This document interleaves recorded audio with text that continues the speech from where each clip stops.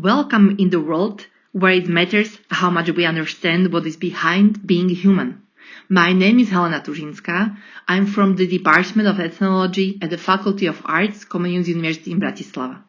So let us discover, what do communication, culture and core values have in common? So let us discover, how do we communicate about being unique? Let us see what is behind the most used terms in intercultural communication.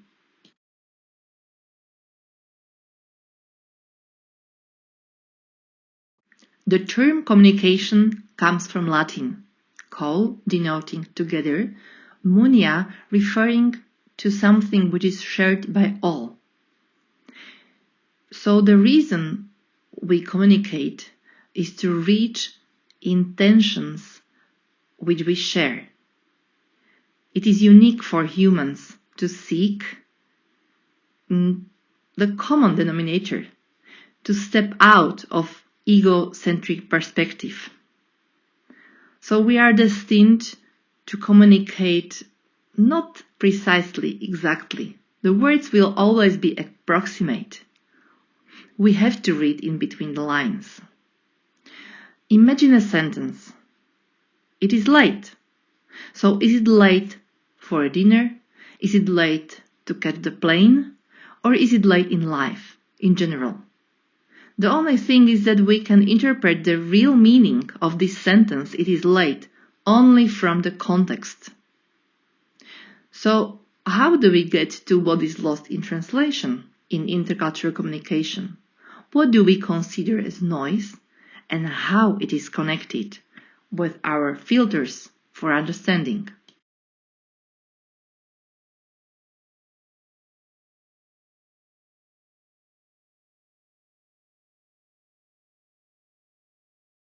Another term coming from Latin is culture. It is referring to cultivation, actually cultivating fields, to caring, and to collective customs. But what is happening in the present, that the term culture is used as if it was innate and it is taken for granted, as if we have been born with it. But the problem is that it is always a matter of social contract. Culture is used interchangeably with mentality. This term is often used in politics, but it is more useful to look for the unwritten rules, which are running in all cultures. They are specific for any social group. They are obvious for insiders, hidden for outsiders.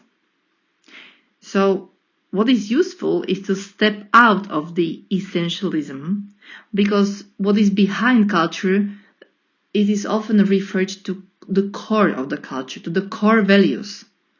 Core is connected again with what is in the very middle, in our heart. But it is almost always connected with some kind of particular ethnicity, as if all people from one ethnicity were belonging to one culture, which is never true.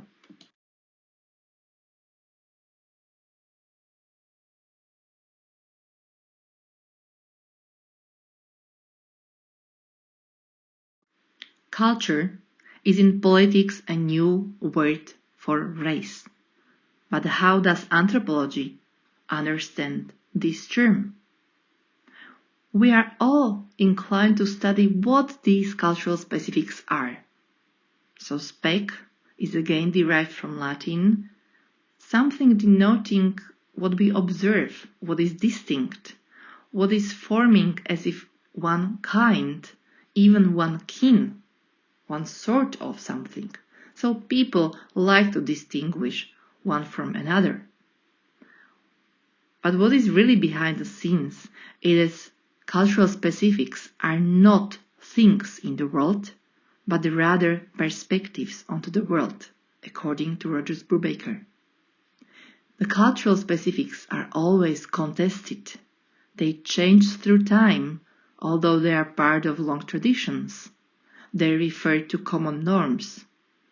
They are nurtured by all kinds of institutions and used according to the context, therefore very much responsive to change.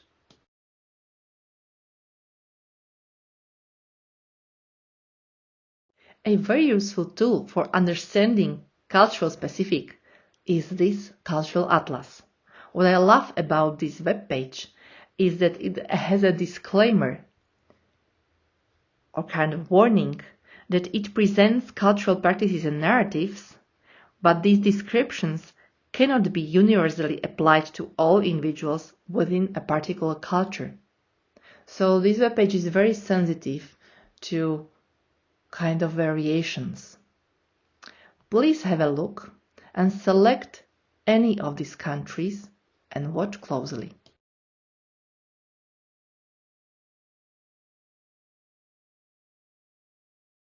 We can select any culture and the information will be divided to such useful sections. Let us choose now the section on core concepts. Here they have presented it is diversity, pride, innovativeness, adaptability, harmony, modesty, and lightheartedness. Why is it so? What does it tell us?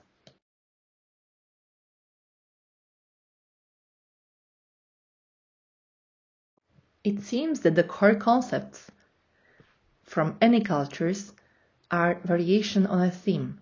These have been selected from many diverse cultures, and on the first sight, they do overlap. Why are they so similar? Before you listen to the next presentation, let us have a small summary.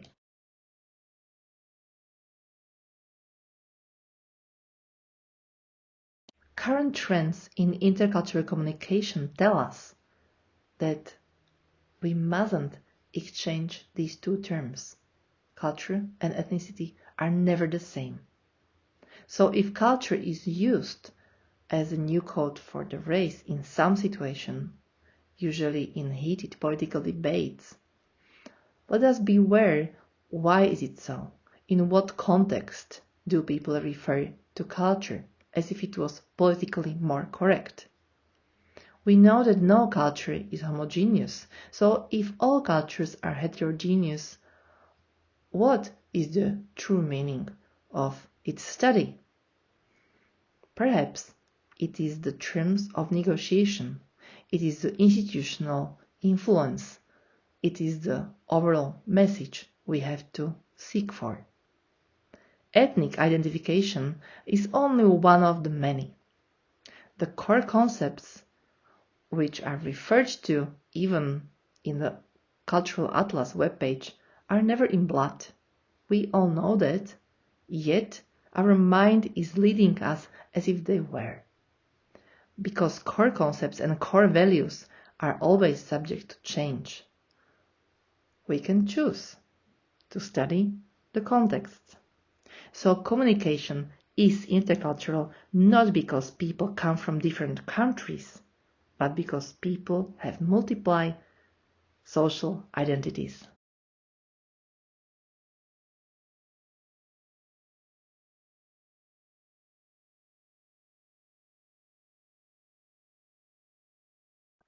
This presentation was devoted to use of the first tool, the Cultural Atlas, which is helping us to understand how the identities are constructed during history.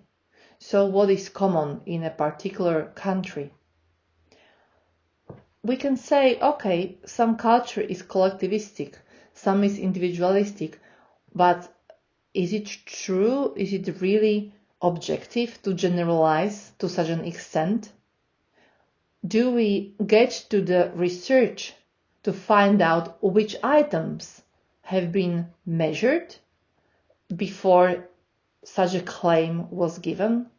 What if the members of particular society move to other country? Do they switch from collectivism to individualism or vice versa? So, in decoding cultures, we mustn't use just one tool only. To step out of the generalizations, we can see other tools, which is the second, third, and fourth, in the next 3 presentations. We'll watch and listen closely to what other help we can get in understanding what does it mean to be human,